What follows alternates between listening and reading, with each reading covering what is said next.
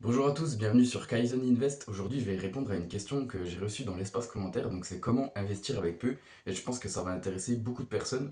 Donc, en fait, de nos jours, il n'en a pas besoin d'être riche et d'avoir des milliers d'euros pour commencer à investir. Parce que maintenant, on a des outils qui sont plutôt très performants. C'est ce qu'on appelle les ETF. Donc, les ETF, ça permet d'acheter plein d'actions, une centaine d'actions d'un coup. Et en général, ça réplique un indice. Donc, c'est-à-dire, par exemple, ça va répliquer la bourse américaine, la bourse européenne ou même la performance mondiale. Donc là, je vous ai sélectionné trois ETF, donc les plus simples pour commencer, et ils ont un prix qui est très accessible. Et donc là, je vais commencer par l'iShare MSCI World Swap PEA. Donc là, c'est l'indice MSCI World, donc c'est pour le monde entier. Bon, après, ça va être quand même très concentré sur les États-Unis, forcément, parce que c'est le moteur quand même de la bourse mondiale. Donc vous allez à peu près avoir 70% États-Unis, tout simplement parce que il y a les grosses caps américaines, donc Apple, Microsoft, Nvidia, donc qui vont avoir une grosse part dans cet ETF. Donc vous n'allez pas forcément être aussi bien diversifié géographiquement que le nom l'indique, mais c'est pas grave, c'est très bien pour débuter et ce sont des entreprises très performantes. Donc voilà, je vois pas le problème d'investir dans ces ETF, c'est juste qu'il faut avoir bien conscience qu'il n'est pas aussi diversifié qu'on peut l'entendre si on est débutant. Donc en fait, ça permet d'investir dès 6 euros par mois. Donc par contre, il va bien falloir choisir votre broker, votre courtier en bourse.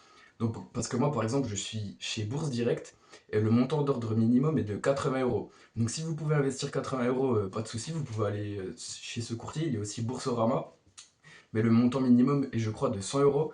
Et j'ai même lu sur les forums que pour les ETF, c'est peut-être même 500 euros minimum d'ordre. Donc je suis pas sûr de moi à 100%, mais choisissez bien un courtier qui permet d'investir avec vraiment peu d'argent. Si vous pouvez investir que 20-30 euros par mois, j'en sais rien. Même si vous pouvez investir du coup 7 euros par mois si vous voulez acheter juste l'ETF MSCI World de iShare. Donc ça permet d'avoir un panier d'actions ultra diversifié pour très peu d'argent, parce que si vous achetez une action au nominal, par exemple, je vous donne un exemple de prix, Total Energy au cours actuel c'est environ 65 euros. Bon, Hermès par exemple c'est 2000 euros un peu plus de 2000 euros une action, donc c'est hyper cher. Donc vous ne pourrez pas investir là-dessus. Par contre, si vous achetez un ETF, vous aurez une petite part minime de cette entreprise, mais au moins vous aurez plein d'entreprises avec seulement 6 euros. Donc c'est vraiment un outil qui est vraiment top. Et en plus, c'est très dur pour les gérants de battre le marché sur le très long terme. Donc vous êtes vraiment, si vous achetez des ETF, vous êtes vraiment dans la course pour, sur le long terme pour gagner de l'argent. Donc les frais annuels pour l'iShare MSCI World Swap PEA c'est de 0,20%, donc c'est des frais très raisonnables. Donc ça c'est les frais annuels, hein. L'encours est de plus de 1 milliard, donc c'est une réplication synthétique, forcément parce que c'est éligible au PEA, donc c'est le plan d'épargne en action. Et quand vous êtes en PEA, au bout de 8 années, non même c'est 5 ans maintenant, vous ne payez plus d'impôts. Donc vous payez quand même les prélèvements sociaux qui sont de 18,2%, c'est un peu augmenté parce qu'il y a une nouvelle loi de finances. Donc après par contre vous n'allez pas toucher de dividendes parce que c'est un ETF capitalisant, ça veut dire que l'argent gagné des dividendes est réinvesti dans l'ETF. Donc voilà, après ensuite vous avez le BNP Paribas Easy Standard Poor's 500. Donc là le prix de la part est de 29,65 environ actuellement et les frais sont encore moins élevés de 0,12 à 0,13%. L'encours est de 3 milliards, donc très bon encours aussi. Donc réplication synthétique forcément parce que c'est sur les États-Unis et dividende capitalisant également.